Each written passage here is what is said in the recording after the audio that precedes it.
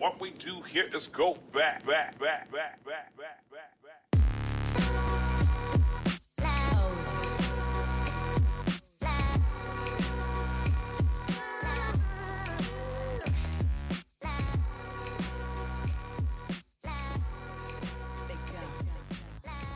kind of saying 1, 2, 3. Welcome back to episode 4 of the Wheel Route Podcast. We are brought to you by the34.com. So check out the34.com for sports commentary and analysis, as well as all the happenings in the sports world. That's the34.com. Spell it all out and check it out. I am Logan Whitehouse, coming to you from Virginia Beach, Virginia. Go ahead, guys. Who we got on the line? It's okay. Jason Crick from Harrisonburg, Virginia. My name's Jordan Shank. I'm also in Harrisonburg, Virginia. Beautiful, beautiful. What are we drinking tonight? I am drinking a Sierra Nevada Pale Ale. I've got a Budweiser. Some would call it the king of beers. Hey, twinsies almost. Bud Light for your boy. Oh. Well, Jason's eating Mexican food right now, so he's got to conserve calories somehow. That's also a great point. Yeah. The real thin Jason Crick's got to watch his intake. Got to cut those calories where you can. Okay, well, good to know, guys. All right, so I guess here we are. It's November 1st. Week 9 is in the books now. It was not supposed to be a great week, and it kind of turned into a bit of a crazy weekend. Happy Halloween to you guys. Any stories from the night? Jordan, you dress up in your fairy costume? No, I stayed in and watched Pac-12 after dark, and that didn't disappoint at all. So you make trade-offs, you know. Understood. I spent most of Halloween night on my way back from Williamsburg, Virginia, with JMU football. But let me tell you, poor Republic Road at 1:30 when I rolled back into Harrisonburg, ever the Mecca that I have come to expect and love. That's good. Shout out to JMU. They do it right up there. I know that. Yeah, I was walking around. I was in like Walmart yesterday, and there's just, a couple jokers walking around in Walmart, some slutty clowns. It was great. Really good time. So nothing like Halloween to spice it up for America. So for America. For America. So also, I just want a quick public service announcement. Daylight savings time is actually over. This is my ongoing war with the world, but daylight savings time ended today, did not start today. So I just want everyone to know that.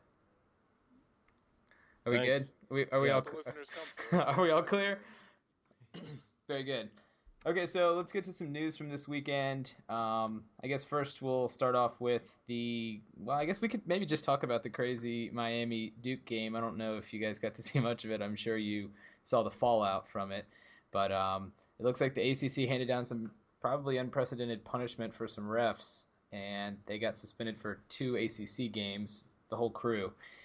That was nuts. Yeah, I was watching the Stanford-Washington State game, and they cut in to show the Miami touchdown with, I think, 6 seconds left. And so I thought, okay, Miami's got this in the bag. Not going to flip over and see how that ends. And they cut over probably 10 or 15 minutes later and said, oh, you guys missed, an 8 lateral kickoff return for a touchdown and a 9-minute review afterwards. And so that was kind of a bummer that I didn't get to see that unfold live.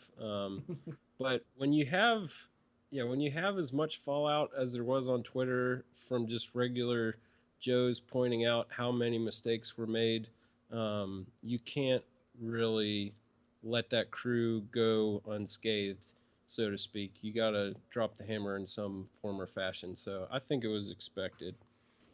Yeah, I think one of the, I'm sure they would say, bad things about all of us having incredible access to television and watching it 9,000 times on Twitter is that, yeah, it was pretty immediately evident that mistakes had been made. I didn't see it live either. I was on Interstate 64 West, but my whole car full of people went a little crazy. Yeah, I saw. I decided that the most impressive part about the whole thing, the most unexpected part, is somehow Ron Cherry wasn't involved. Yeah, that's what you get for not having Ron Cherry involved. He would have got it right.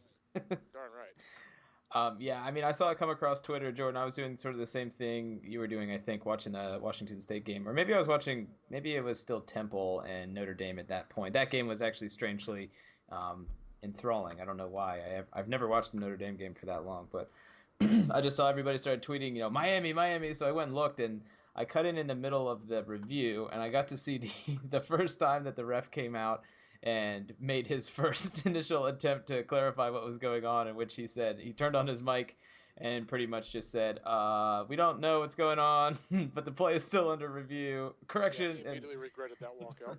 Yeah, he kind of had the look on his face of like a wait staff member when your food's taking way too long, Right. probably because of a grease fire or something, and they don't want to tell you exactly what's going on in the kitchen, but they have to stall because, someone else is messing up. So the look on his face was pretty priceless. I don't envy him for being in that position, no. but it was entertaining to watch. That is not why he got into the business, I'm pretty certain. Yeah. So anyhow, I mean, that was wild. That was an awesome play, though. That never works out. So I was excited to see that, and frankly, I was kind of excited for Miami, just given the week that they've had. I mean, whatever, poetic justice, whatever you want to say it is. But yeah, I mean, and I'm never really going to take Duke's side, especially Duke football's side, on much. So I mean, they can, I guess, whine and complain about it, but I don't know. I thought it was fun, so interesting to see. But those those refs are getting the hammer, so I guess we can. Yeah, I'm just terrified to see how this unfolds during basketball season when the ACC decides to make up for it and and just gives the basketball team even more blatantly ridiculous calls than they've already gotten over the last 20 odd years or however long Coach K's been there. So not thrilled for that, but it happens. Yeah. Side note: did you guys know John Shire is actually a assistant coach at Duke? That's the least surprising side note I've ever. Well, I mean, yeah, but Yeah. we were in high school when the kid was in college, weren't we? I mean, I remember him. He's like our age. He's making moves, I lost guess. track of all those Duke white guys. Yeah, that's true. Greg Paulus is probably like playing in NFL Europe right now. Just No, he's on Ohio State's bench as an assistant, I think. oh, Or a grad assistant, and that might be up now, but I don't know. Pretty sure he's with Ohio State. cool. All right, good. Well, I'm glad to see that we are well off the tracks already. Excuse me. Good 5 minutes on college hoops, guys. Yeah. That's our quota for the day. Hey, you're welcome. Duke's picked to finish, second in the CAA, Jason. I know you're excited about that. They are. It's the highest they've been since 98, 99, I think. So Wow. should be fun. Dang. Who's the point guard on that 98 team? Jabari Utes? It might have been. He was right around that time. Okay, all right. Related to that, the last 3 weeks of my life have been doing the media prospectus for the men's basketball team. Okay. And I have seen some names, man. Oh, man. A whole lot of, oh yeah, that was a guy names. That's awesome. Your Joe Posies, your Jabari Utzes, Pat Mitchell? You're Pat Mitchell's. your Pat Dashes. Ooh, the throwback. Gabe Chami. I don't know. He was pretty recent, but he was a legend. Absolutely. Who was the guy that had the Louis Vuitton truck? Kyle Swanson. Yes. He could stroke it from the short corner. That's for sure. It's true. Okay, anyhow, moving on to the next piece of news we got. It came across today, and I mean, I don't really have any, I guess, hard-hitting jokes to make, but Frank Beamer has actually announced that he's going to retire at the end of the year. So that's, I think, a little bit of a surprise to me. I kind of figured he would do the sort of maybe hang on a year too long. Personally, I kind of think that this will probably be best for Virginia Tech. Or it'll be best for Beamer. He seems like he's been pretty miserable for the past couple of years. I don't know if that's true, so hopefully the Virginia Tech people don't get mad at me if we have any Virginia Tech people that choose to listen to us. But yeah, so I mean, any thoughts on Beamer? He's been there for 27 years, right? 29, Jeez. I think. Yeah, he's probably. I mean, he's an icon without a doubt. Absolutely. And everyone's been on Twitter, kind of paying him his dues. That's great to see. I'm not willing to call him a saint or anything because he's caused me a lot of pain in my formative years as a college football fan. But yeah, what he was able to accomplish at a school that I mean, when you think about it, where they came from, they really didn't have any business reaching the level of success that they had under him. From an outsider's perspective, I guess. But I think one thing that's really interesting to look at is the beginning of his career. When you look at his first 6 seasons and see, the kind of the leash he got. That just doesn't happen in this day and age. So his first 6 seasons at Tech, he was 2-9, 3-8, 6-4, 6-5, 5-6, and then in his 6th year he was 2-8. But they kept him around, and it paid off well for him. So kudos to him for the job he was able to do. Hope he has a wonderful retirement. I don't know what he's going to do. I don't know if he has any really big hobbies or anything. He's not a Spurrier type golfer, I don't think. But yeah, enjoy the green grass of retirement, Frank. Yeah, Jason, you used to work for Mr. Beamer, didn't you? Yeah, that's what we'll call it. Okay. Yeah, I mean, obviously this is a little more personal for me because I worked a year at Tech, and yeah, I mean, all the on-field stuff, like you can't really understate it. What he was able to do, he was kind of the original Boise State. Not probably not the original, but Boise State 20 years before Boise State, and that he took a program that, tiny town, nobody had heard of it, and he's made bowl games for the last 2 decades plus. Um, so yeah, it's pretty incredible what he did on the field. But I mean, I don't think you can find anybody that's ever had an interaction with Frank Beamer that says anything bad about him. Um, you know, he means. I don't think you can find somebody in the country right now that means more to a single school than Frank Beamer does to Virginia Tech. Um, football aside, he was invaluable in 2007 after the shooting. He turned Blacksburg into a place instead of just a farming town, basically. Right. But I'm really glad he was mostly able to end things on his terms. I think he earned that, and I'm happy he didn't. Things didn't get awkward there. I would not have envied Whit Babcock that decision. So yeah, I think he's going to spend a whole lot of time with his family. He's got grandkids, all that fun stuff. So I hope he's nothing but happy. Sure. So yeah, shout out to Coach Beamer. Yeah, I mean, definitely was great for the game. So I guess we could transition into talking now probably about that. So that brings us up to 10 official job openings as of today. Hawaii came open today too. I don't know if you guys saw that. I believe that was 10. Yeah. So I think there's 10 officially open, and then at least on our list, we're counting UVA as open, which, God, I hope that happens. But UVA managed to win a game this weekend, actually. That's right. Yeah, I actually watched the whole game, put myself through it, and Wow. it was the first time all year you could clearly look at UVA and say they were the better prepared team and they were the better team on the field. So it took till week 9, but they finally checked that box on the list. So good for them. Not mathematically. What's spotted that? a typo in the box score. It said a Paul Johnson coach team threw the ball 36 times. That doesn't sound Yeah, right. UVA gave up 251 yards of passing to Paul Johnson coach team. Yeah, when you get down by double digits to the Who's, you go with the air raid. So Got to. The flexbone air raid. yeah, That was a deep play set on NCAA 2007. I think there was a lot of pass plays out of the flexbone. I like those. So yeah, I mean that was weird. I actually I didn't watch any of the game because that's where I am in my personal life right now. But I watched some of it on God, the Watch ESPN app is great, but I watched some of it this afternoon actually, and that onside kick recovery that UVA ran was probably the worst worst oh defense yeah. onside kick I've ever seen. They didn't even try to get the ball. Did they not think it was Well, gonna roll 10 yards? yeah. So London in his post game, they asked him about it, and he said, we tell the guys don't run in and jump on it if it's not going to go 10 yards, because you run the risk of a deflection and something crazy happening there. And he said all the guys told him that it looked like it was going to die at about 8 yards, and then it took a really funny bounce. And the Georgia Tech guys, to their credit, did kind of a weird run up to 10 yards and just everybody put the box out on the hands team, and that worked well enough for them. So yeah, Yep. really really dysfunctional special teams effort, It but was their Frank Beamer tribute. Was their dysfunctional special teams effort? Yeah, I mean, also imagine that a football taking a weird bounce. Never thought that would happen either. So, geez yeah, Louise, yeah, whatever. It's okay. They won the game. They pulled it out and managed to, I guess, squash a last ditch effort by Georgia Tech to throw the ball down the field. But, good for UVA. I was happy for the I, guys. Quinn Blanding finally played pretty well too, from what I could tell. yep. He hasn't really had it super together this year, so that's encouraging. All right, Jordan, you want to catch us up on picks? How did we do this week? I don't think I did well, so Logan, spoiler alert.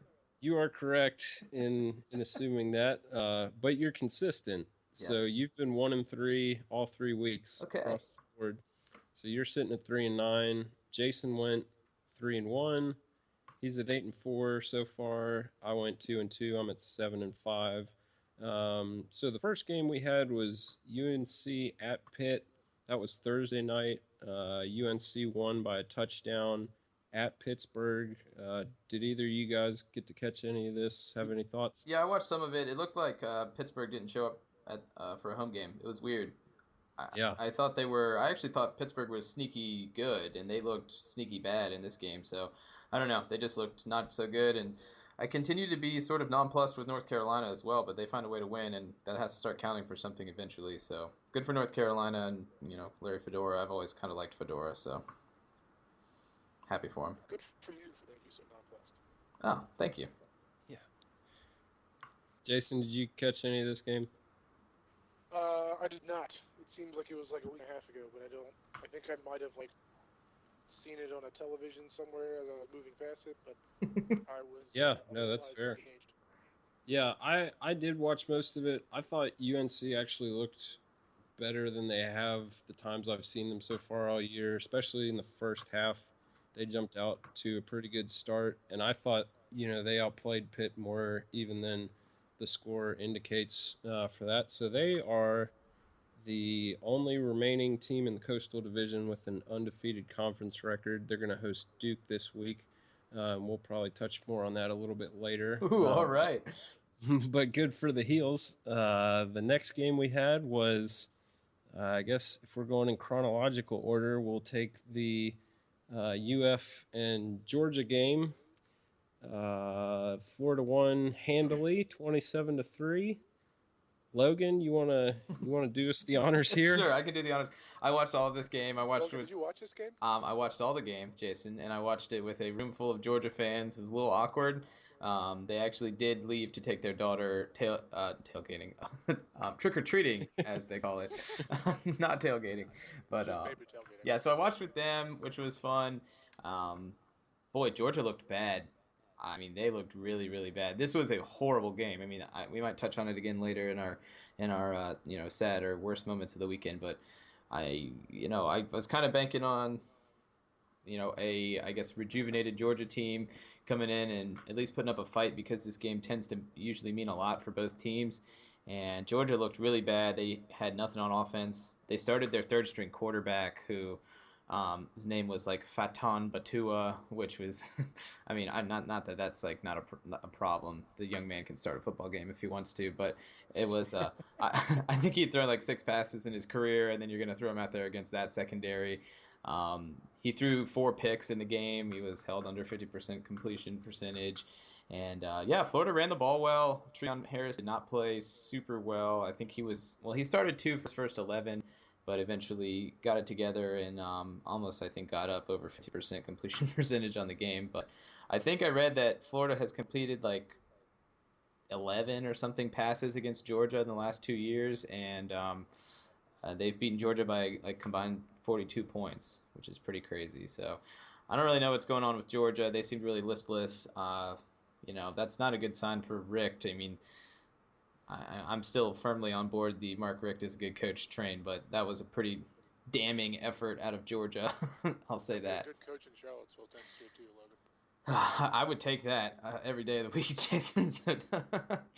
Yeah, the whole quarterback situation really was puzzling to me. Yeah. Not just because I'm a huge Grayson Lambert fan, but the whole I get the approach of, okay, we're gonna start somebody who can maybe provide the offense with another dimension. There was a lot of talk about this guy being able to run some of the read option and add another wrinkle Right. to the system to show them something that they hadn't seen before. I get that.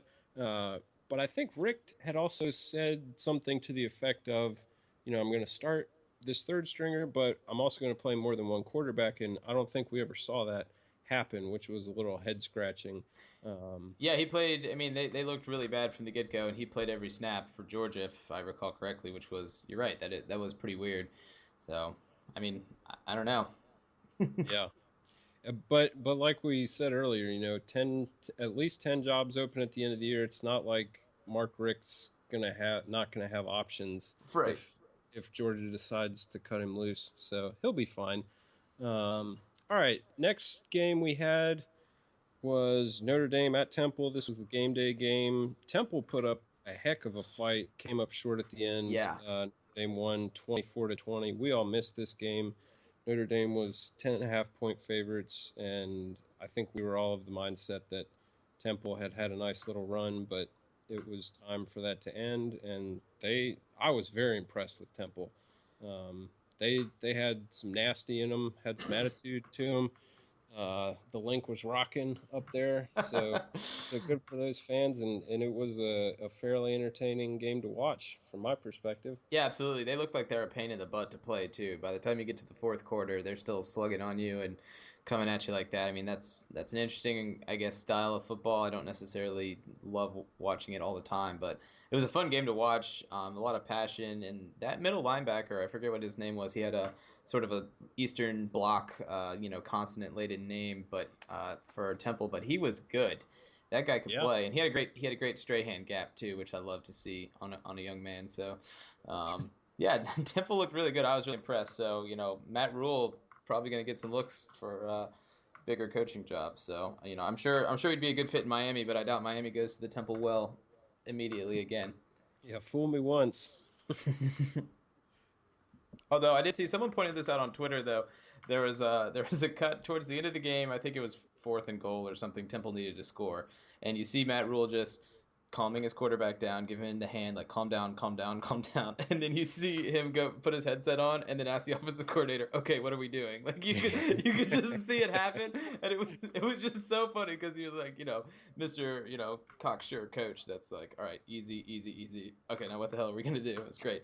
So anyhow, that was a fun game though. I enjoyed that. I felt a little bad for Temple because I was hoping they'd pull it out, but Yeah, if you're gonna keep it close, you might as well just win it at the end. But true. yeah, Notre Dame stays a one-loss team. I don't know how impressive that is in terms of trying to impress the committee and get brownie points there, but they did go into a very rowdy and spirited environment there and win a tough game. So good for them. We'll see how that shakes out towards the end of the year.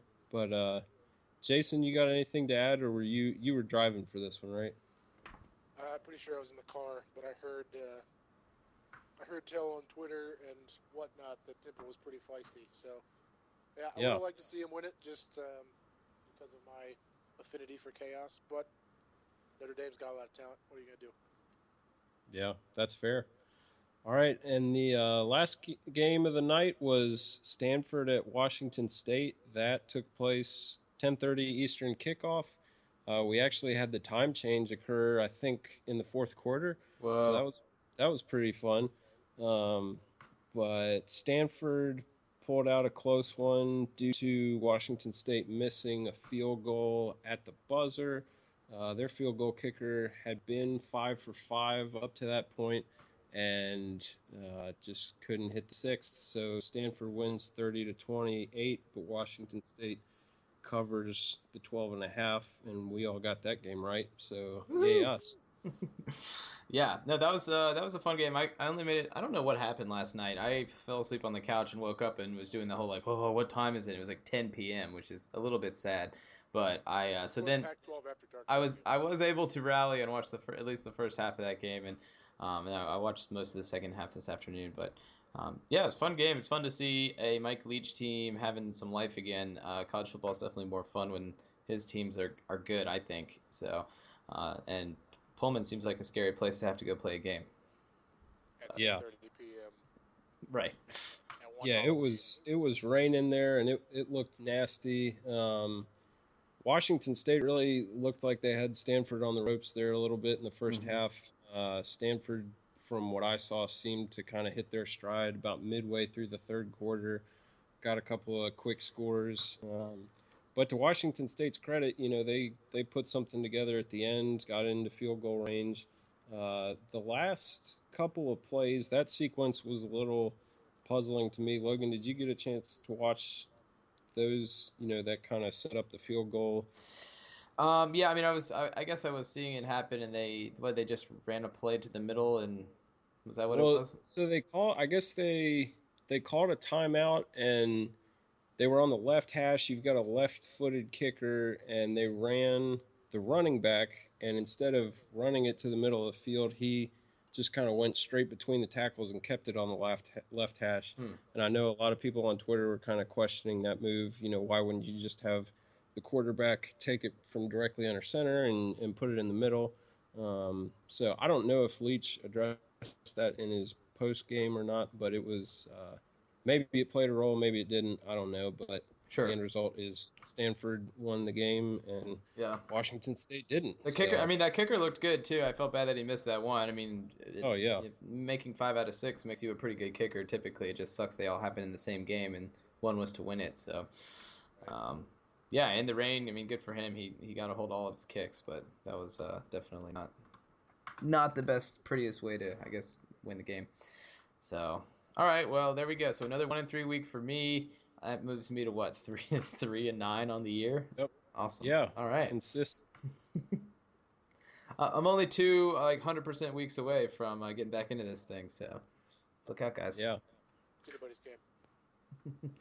Okay, so yeah, I mean, any other thoughts from the weekend? Was any good things you saw? I mean, obviously the Duke Miami sort of Twitter melee afterwards was pretty hilarious. Duke fans being butthurt about something was especially hilarious to me, so I enjoyed that. The Miami people that just say like, "Oh, Miami gets screwed all the time anyway," and I mean, I'm sick. I'm sick of hearing that too. Like Miami fans being martyrs is There also are no funny. winners when it comes to fans here. Right. So that was funny. I didn't think there was very many like, I guess essentially important games this weekend. I mean, we could touch on the Michigan Minnesota game. Did you watch that end? No, I didn't get to watch that. Mainly because Comcast's whole channel guide thing doesn't do a good job of accounting for the fact that hey, games might go over Yeah. 3 hours sometimes, and so I had no idea where to find it. So I just stuck with my Pac-12 treasure. Right. Literally 100% of the times, unless Georgia Tech is playing, games go over 3 hours. So I don't know when they're going to catch on to that, but. Yeah, so that was a weird ending. I mean, I definitely felt bad for Minnesota. I wasn't really sure what they were doing there. Interim coach seemed to do a pretty good job throughout the game, and then they seemed to pretty much intentionally screw themselves over with like 15 seconds left, which was befuddling at minimum. And they lost. So, I mean, they had a chance to win the game there, and they didn't. So, yeah. So, anyhow, that was that. Michigan pulls off another crazy game. I guess maybe they deserved it after the Michigan State game, if you want to say that a Jim Harbaugh team deserves it. So, right, and then, well, yeah. But yeah, you're right. I mean, there weren't many upsets. I think Duke was the only top 25 team to lose yesterday. That's probably right. Well, So I mean, no real Temple lost, but they didn't. It wasn't an upset, yeah. So no real upsets, no real chaos, which was disappointing. But yeah, there were good finishes. It just wasn't consequential to the whole playoff picture, Right. so to speak. Jason, how'd the Dukes look yesterday? Good on the offensive side of the ball, and a lot of work to do on the defensive side of the ball. Gotcha. So pretty much exactly like the week before. Okay. But we had our, Badley's injury is permanent now, so backup Brian Shore took the reins and did really well. So there's hope. Yeah, it's tough to go in and take down the fighting Jimmy Laycox. He's a legend in these parts. His radio commercials are awesome, so I can tell he's a great coach. I'm pretty sure he coached in the first football game, so kudos to him. Well, he and Frank Beamer sat down and actually designed the punt play together. Sure, I think that's sure. they were there at the beginning. And Frank designed it solely so he could block it. Well, That's how he knew. That's how he knew what to do. yeah, Laycock's a scrub. Frank knew He's he played could a Got the block long it. time blueprints. So okay, all right, let's move on. So we got 4 games for next week. Next week actually is gonna have at least 2 really good games. Hopefully, well, highly ranked games. The LSU Alabama game is actually rarely a good game, but it'll be a meaningful game. So first game on the docket is FSU at Clemson. Georgia, were you able to find a line for this, or is it still not? No, they still haven't released anything out in the desert because of the injuries to Cook. it Golston and Cook? Yeah, Golson and Cook are they both? Well, they Yes. both didn't play this week. I mean, I think Golson was having concussion symptoms still, and if you listen to Jimbo Fisher, Dalvin Cook has never been hurt ever. But I'm pretty sure he was hurt. He didn't play yesterday, so Yeah. I don't really know why we dance around that. But yeah, that's gonna be an interesting game at Clemson. Clemson is looking out on the schedule this year too. They got Notre Dame and FSU at home. Yeah, they I kind of want to see them lose just so they can be quiet, but Dabo's going to do what Dabo does. So, Yeah, we'll see. they're gonna walk in arm in arm, and it's gonna be awesome, and he's gonna be excitable, and that place will be rocking. So, I don't know. I don't know if I don't know what the line would be. I can't think the line is more than 4, 5. 3, yeah. Yeah. Well, okay. So, do we want to pick this one, or because I've found a somewhat backup game we can do just for our picks, but do you want to just pick winners here? Yeah, let's just pick winners. All right, Jason, who you got? I think Clemson wins this one. I think this is one of, if not the best, actual team that Dabo's had, maybe ever at Clemson. And Deshaun Watson is really good. So I think if it were at Florida State, I'd be more iffy, but I think Clemson wins this one at home. Yeah, that's a good call, Jason. I really, really, really want to believe in Clemson, and they look like they're probably the best team in the nation, but I think Better than LSU, you think? they're better than LSU. Their quarterback's much better than LSU, and I think their defense actually does a little bit more than LSU's defense does. From a dynamic standpoint, I think they rush the passer better. I don't necessarily know about the back end, but yeah, this is an interesting game. I think, God, shoot, this could be Clemson's year. Let's go ahead and just pick Clemson. I'm wrong anyway, so sorry, Jason. I'm picking with you. Right. Yeah. You're going to get dragged down by Logan here. Yeah, it's hard to say because there's a lack of clarity. I shouldn't say there's no clarity, but the whole injury picture does make it a little interesting. I think if Cook and Golston both play, Florida State, I'll go Florida State if they both play and are at playing health. So yeah, put me down for Florida State just for the heck of it, and because I don't really like Clemson that much. So gives you some rooting interest. There you go. You get some fire. Yeah, Nice reason I'm to pick picking with my heart, man. Picking with my heart. Dabo would like that. Bring your own heart. Yeah, he would appreciate it. That's right. All right, next game is we got Duke and North Carolina, and I don't want to talk about this first. So, Okay. got a line? Yeah, Maybe a team it's play. a noon kickoff at UNC. I think they've been campaigning for game day to come down for this one. Duke losing. Duke losing to Miami in the fashion that they did certainly doesn't help their cause. I would have to think FSU and Clemson or LSU Bama would probably be a little more attractive to the game day folks. Game day But is that's moved to neither. Tuscaloosa. Okay. They well, are. That's official. Okay. There we have it. So, sorry, Tar Heels, but So close. Is the FSU game, the FSU Clemson game is the ABC game, right? yes, 3:30. So I guess it doesn't matter. Even if it's the ABC game, they won't just go there. No, I guess not. JMU Richmond was on Comcast Sports.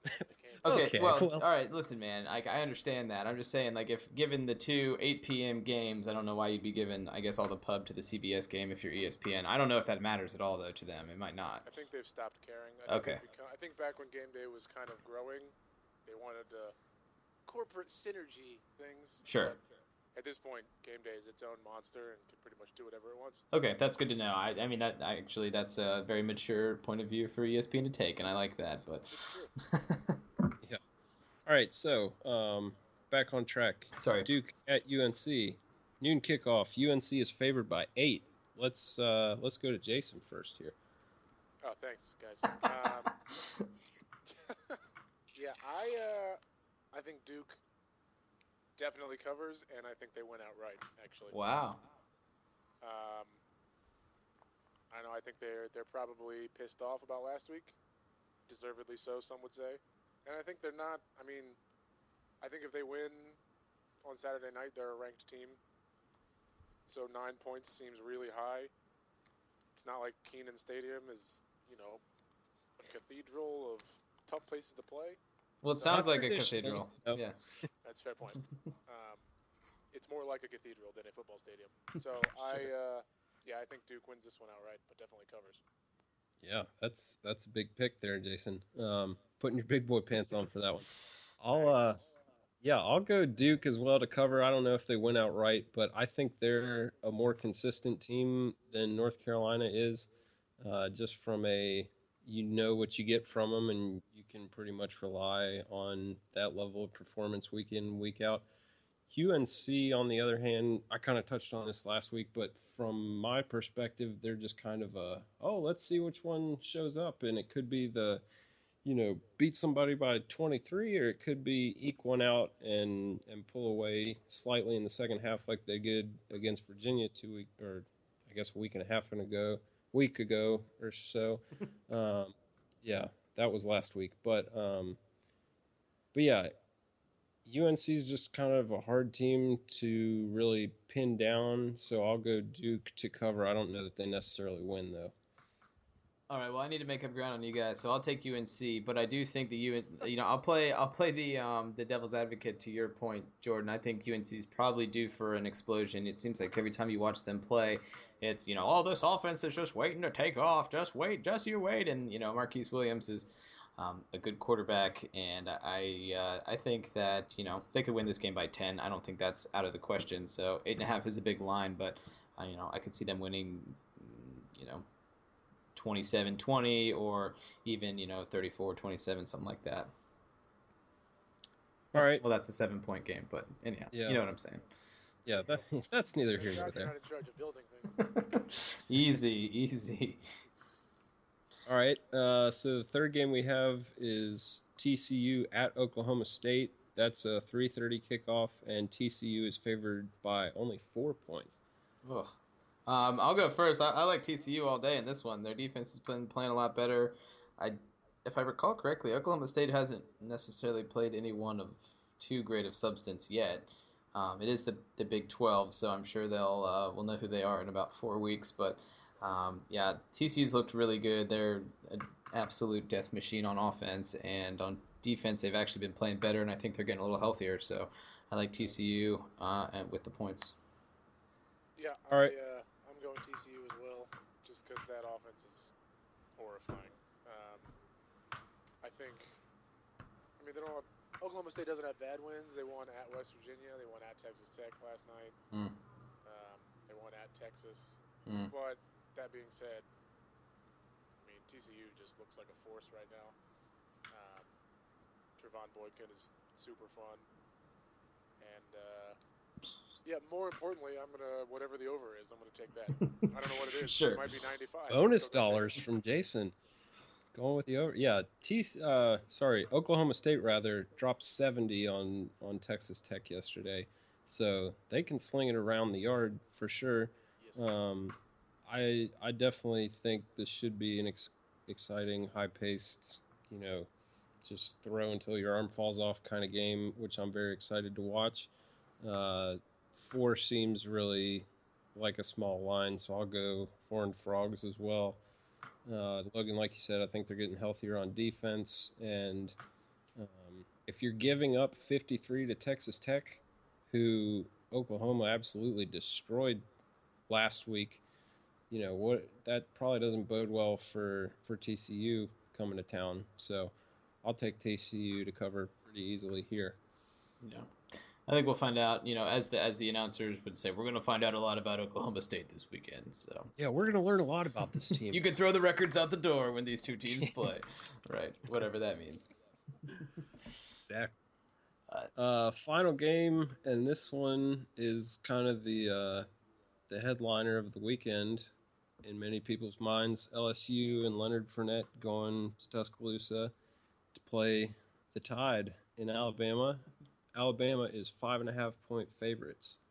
Wow. I'll go first on this one. I like LSU here. I just think you have the best player in college football. I'm not super pumped to pick against him. He hasn't given me a reason to this point.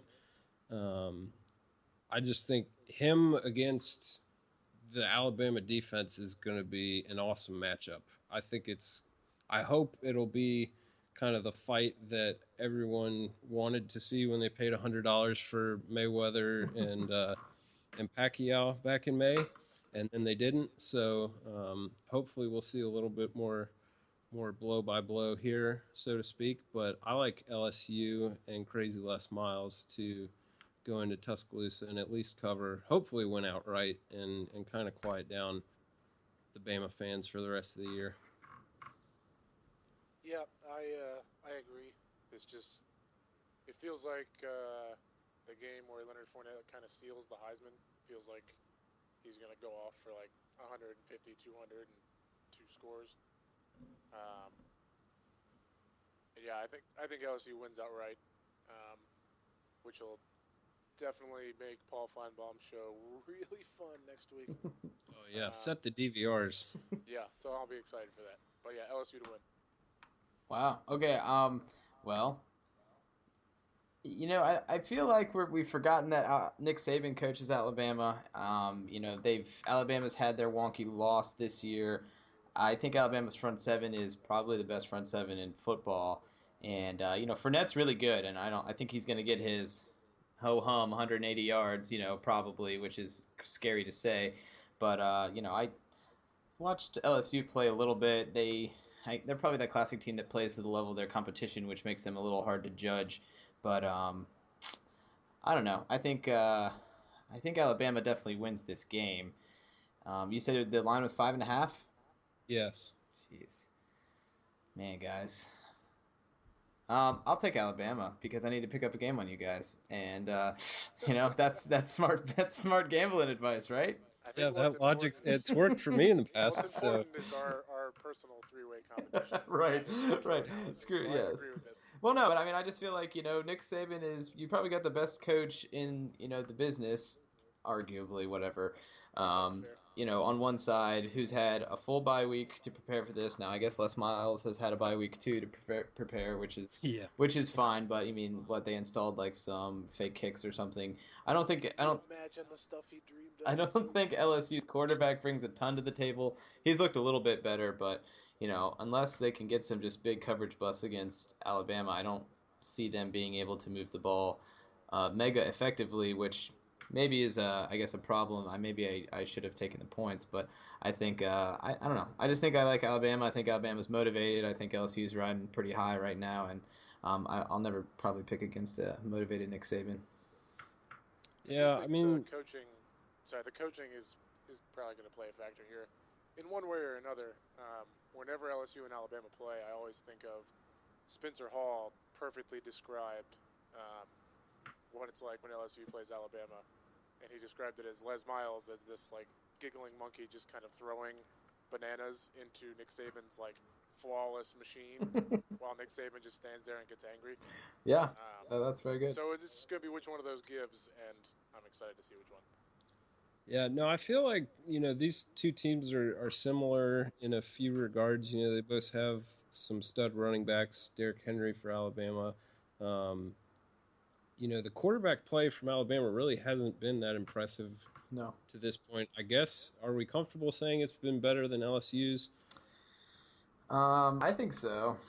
But, I mean, LSU's quarterback looked good against Florida, but I don't think he has looked, which is, I guess a feat. I mean, Florida's got a really good defense, but, he hasn't looked, he's looked pretty pedestrian the rest of the time, and even then, he's going to operate after play action to the best player in college football. So, I'm just not. I guess Alabama's quarterback situation isn't the most settled, but he's looked good the past couple weeks, and I just think that Calvin Ridley's could have a big game, especially if Alabama can get the running game going. It's a testament to how good Leonard Fournette is that Derrick Henry, who is horrifyingly good, didn't get mentioned for like 2 minutes of this discussion.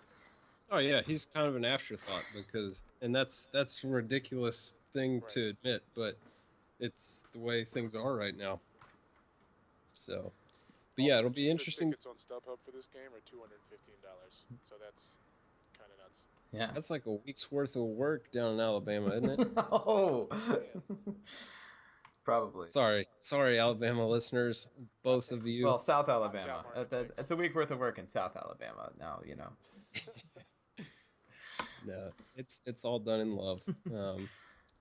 But yeah, that does it for picks. I mean, I guess I had Cal Oregon queued up if we wanted a fourth game with a line, but we don't necessarily have to go there. That could be a fun game, though. Both those teams are probably getting a little bit desperate. Well, Oregon actually pulled one out this week, but Cal lost again, didn't they? Yeah, they're on a 3-game losing streak right now. Aaron Rodgers never was on a 3-game losing streak. Paul. All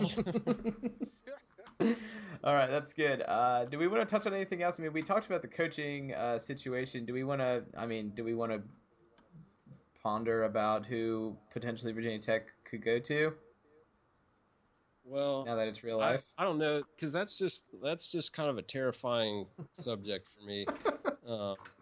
One note I will bring up is we did mention briefly that Norm Chow was fired at Hawaii. I've actually seen some stuff on Twitter that suggests Hawaii might be done with football, period, just because that program is in such disarray, and there's some money issues. So that would be disappointing for kind of the West Coast folks that like to stay up and watch a game late at night. But Ghost of Cole Brennan weeps. Yeah. Well, pour one out for my boy Colt Brennan. Yeah. They just need to get June Jones back and start running the run and shoot again, and they'll get it back together. They'll make it to the Hawaii Bowl every year. I don't understand what was so bad about that. I feel like they had a good thing. Yeah, and you got to figure Bowl like 10 years ago. Yeah, Hawaii can't be a hard school to recruit to. No. Yeah, it's got to be a hard school to recruit being the coach of, though. I mean, I can't imagine the Frankfurt Flyer Myers you get.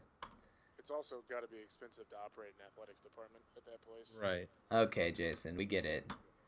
Well, no, and that, I mean, just kidding. That may be, some of the cause for the rumblings that they're ready to cut the program altogether. But yeah, they had talked about it last year too. I remember there were rumblings of it last year as well, and I don't know if they wanted to give Chow one more year to maybe get it together. But once he was named the coach there, I don't think I've seen Hawaii play since, and I feel like I used to see them on TV all the time.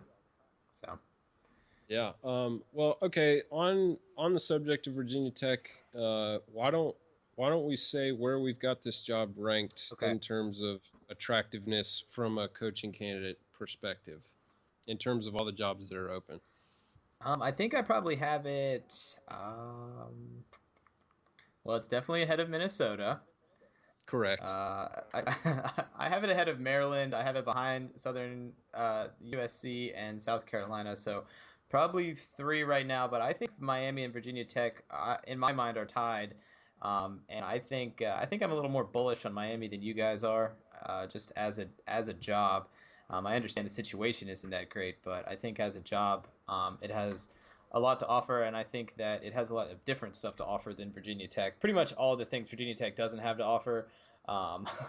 Miami has which a great fan base and a great home field advantage and a great stadium and some. You don't think Virginia Tech has a good fan base? No, that's what I'm saying. Like Miami doesn't have that. Oh, yeah. So but Miami has an insane talent base, and I don't think Virginia Tech necessarily does.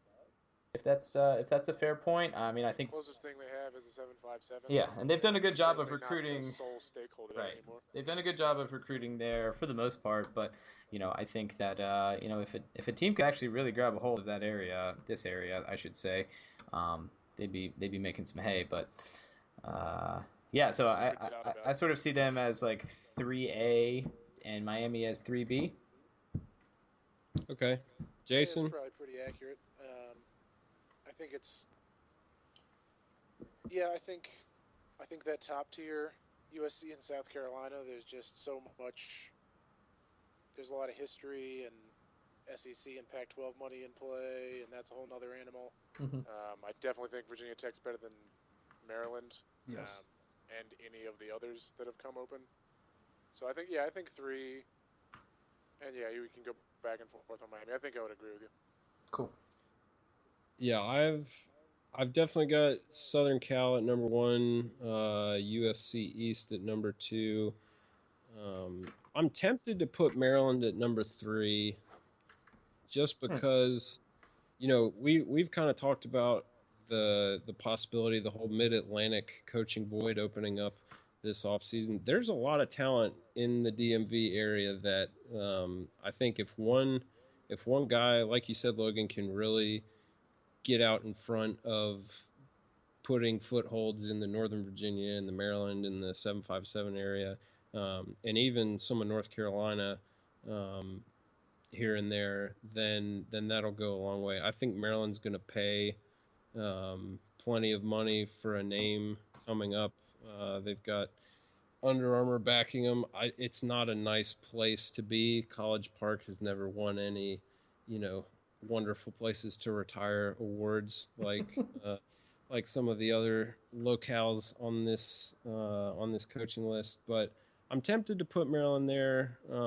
UVA is not officially open, so I can't rank them above Maryland yet. But yeah, I just don't like Miami as a job just because of their stadium situation. I know it's an awesome place to recruit, but the stadium situation and the dysfunction with the athletic department, I can't remember. Have the whole NCAA ramifications been solved pretty much? Is all that dust settled? Yeah, I think it has.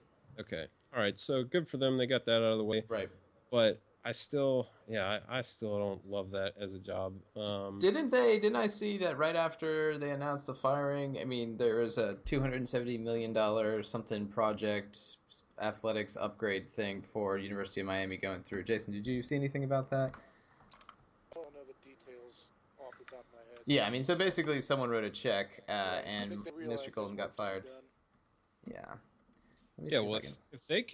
if they can get an on-campus type stadium like pretty much every other college in the nation already has, and they're not busing 20 to 30 minutes off campus to go to a football game, then I think that makes them a much more attractive job just from the standpoint of it's easier to recruit kids Yeah, I've heard. there as opposed to Florida or Florida State. Right. And, Jordan, I've heard, just anecdotally about Miami. I think Golden lost 33 days of practice in the last year, which is crazy to thunderstorms, and they don't have an indoor practice facility, which is Yeah. wild. And I mean, University of Florida didn't have one until this year. It just opened this year. I mean, that was a big beef with them too. I remember they did their pro day indoors the other year, and players were running their 40 barefoot inside, and you're like, what the heck, man? This is the Yeah. University of Florida. So, um, yeah. So anyhow, it looks like it was USC that was the team that revealed plans for $270 million Coliseum renovation, not Miami. So I Oh apologize. yeah, because that was they're trying to get ready for the Olympics Yeah, bid. yeah. They want to do the Olympics bid and help out the stadium and such too. So, Okay. yeah, Yeah. but yeah. So And Miami, like I've heard though, also just another point. Sorry to cut in. I don't think Coral Gables will let them build a stadium on campus. I think it's like they got some sort of zoning restriction there. So I think that's a complicating factor. And you're right. I mean, these are all problems. I'm not, disagreeing that these are problems. But at the end of the day, I think Golden had like a top five, if not elite recruiting class signed up to come, and that a couple good recruiting classes could flip a program into a winner, and then all of a sudden you got full buses coming to games. So Yeah. Well, and I think the final cherry on top of my Miami is not a great job is that they're an Adidas school. So yes, that just seals it for me. that's But unforgivable for sure. yeah. So yeah, and I think when you talk about good recruiting classes coming in, Logan, as you and I are well aware, recruiting's only half the battle. Yes. Virginia's had some great classes show up past 4 years or so. But the ability to develop them and further their growth as a player is probably the more important battle. And that's one thing that Frank Beamer's staff was always really good at, was even when they weren't getting guys who were necessarily blue chip prospects, they could always count on good development from their staff. Those 10, 11 win seasons they had early mid 2000s, that was kind of their time where they had a real lock on the 757 talent, so to speak. And then you had Butch Davis come in at UNC, and he kind of broke in there beneath the table, so to speak, and took some of that talent away. And so Virginia Tech wasn't getting the quality of guys they were necessarily used to, but they were still developing them at a really good rate, which helped them sustain their success. So yeah, recruiting is great, but if you can't develop, you're pretty much out of a job. So Right, but I mean, and Virginia Tech probably being the exception, rarely does a team recruit horribly and be really, I guess, exceed expectations often, like on a regular basis, So, yeah. and in those years that Virginia Tech was really good, they also had a quarterback whose last name was Vick, or they had Tyrod Taylor, who was a elite level quarterback, probably coming out of high school, and that helps. And it's amazing to me how how much geez, this isn't like groundbreaking stuff here, but you see just coaches tied with their success recruiting quarterbacks. Yeah. And I mean, Beamer had a really good run there, and did not have the greatest run, I guess, of late, you could say. And the team, they haven't won more than 8 games since 2011, which is a long run for him, because they were winning 10, 11 games a year for a long time there when they were. And that was running through. I think that was Logan Thomas's next to last year, 2011. Yeah. That's where the run of awesome quarterbacks stopped.